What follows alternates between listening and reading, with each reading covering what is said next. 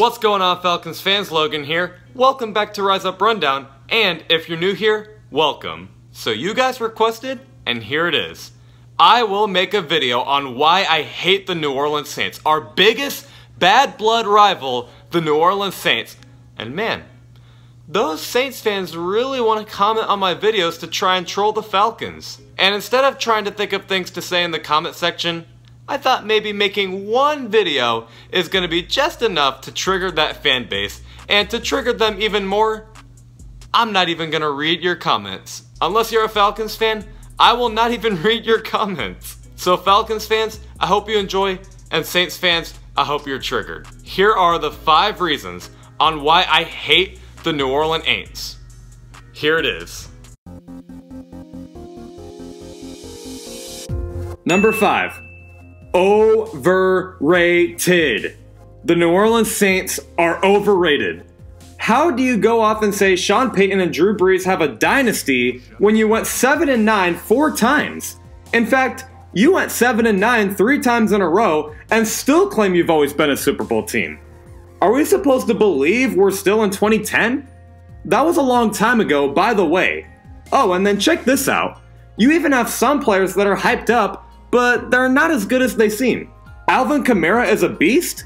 No. Actually, he had 10 carries for 23 yards and 1 touchdown against the Panthers in the wildcard round. And then against the Vikings, which I'm sure you remember that game, he had 11 carries for 43 yards and no touchdown. And how about Marshawn Lattimore? Did he ever do well against our star receiver Julio Jones? Ever? I thought he was a lockdown corner. And how can you go off and say you're the scariest team in the playoffs when literally none of your games were blowouts? 2 of them ended in heartbreaking fashion, just to point that out. You keep it close to the Panthers and Scam Newton. Shit. Even his team was impressive back in 2015 when his team was considered the scariest in the playoffs. And you keep it close to the Vikings and could have won. And then I guess we're supposed to be scared of players like Marcus Williams after this one, right? Steps into it, pass is caught! Diggs! Touchdown! Unbelievable! Vikings win it! Wait, it gets better. The so-called first seed New Orleans Saints kept it close to a 6th seed 9-7 Nick Foles-led Philadelphia Eagles. And say what you want about him, but he did, to be fair, have a lot of talent to work with. And you might have just lost that game if Alshon Jeffrey didn't have Butterfingers. And then you go into overtime against the Rams, and I'm not going to deny there was a blown call, but you also can't deny there was a blown opportunity to really seal this victory. Brees, protection breaks down, ball is up for grabs and caught! Shake my head. Number 4. You Saints fans tend to forget how irrelevant you all were back in the day, and you should prepare yourself to go back to those days once Brees retires. Can you name one impressive Saints player before Drew Brees came in? I can't. You won 1 Super Bowl. And man, judging by the way things have gone recently, and if Brees retires, that might actually be your last Super Bowl win for a long time. And you might say, well, why is that a reason to hate on the Saints? Be real, NFL fans. Who wants to play an irrelevant team every year? No one. NFL teams don't either.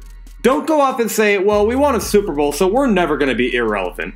Okay, the Bucs won a Super Bowl, and how much fun do you have when playing them? So just because you have a Super Bowl victory doesn't mean you're always going to be relevant. Prepare yourself, BLEW DAT Nation. Your so-called dynasty is coming to an end. Can't wait to prove it next year when we sweep you guys and ruin your Thanksgiving. Number 3. You act like you're just so much better than every other team. How many heartbreakers did you experience? One of them to the Jags, like come on guys. And who owns this Falcons-Saints rivalry? Who, exactly? And didn't we beat you one time 62-7? Aren't we 1-0 in the playoffs against each other? And don't the Panthers lead the way in your rivalry against them as well? I thought you were the best NFC South team. Number 2. Sean mother-f***ing Payton. I hate that man. You know he would be exposed if Drew Brees wasn't helping him out. And earlier I mentioned he had his team go 7-9 4 times, so there's one thing. But then also, he's just complaining about that blown call. Like, you got a game to coach, dude. Newsflash, it's not over yet. You receive an overtime. Oh, wait. I'll give him this. He does a good job of predicting the future. He gave us a choke sign against us on that 2017 Thursday night matchup, and, well, at least he did predict he was gonna choke. Breeze looking, end zone shot is intercepted by Deion Jones! He chanted "Skol" at the Vikings stadium during that playoff game, and, well, at least he did predict the Vikings crowd to chant "Skol" over and over. Steps into it, pass is caught! Diggs! He talked trash about Marcus Peters, only to have Marcus Peters talk trash back at him. And this is kind of opinionated, but doesn't his face make you mad in general? That's just the face of, yeah, what trash talk will I say today, only to have karma get back at me. So honestly, maybe you could win some Super Bowls if Sean Payton would actually learn to coach instead of use his mouth. And number one, the fan base. Yes, you have one of the better fan bases in the league, but at the same time, you're like mini-me's of Sean Payton. You talk trash alright, you put up billboards in Atlanta trolling the Falcons, and then you put this up. It's BLEW DAT for a reason, folks.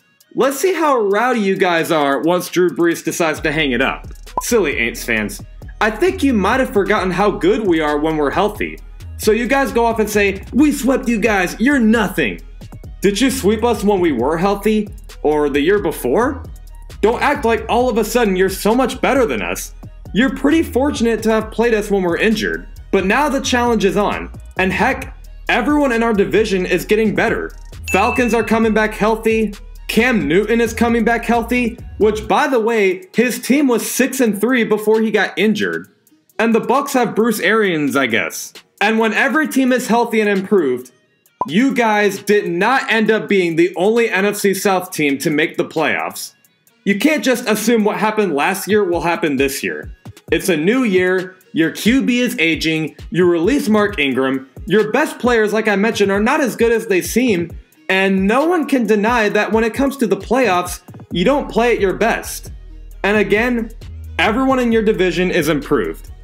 Aints fans, you better believe it, you're going down. BLEW DAT Nation can talk some smack over the summer, but I can't wait to see how much you'll be talking once the season comes around.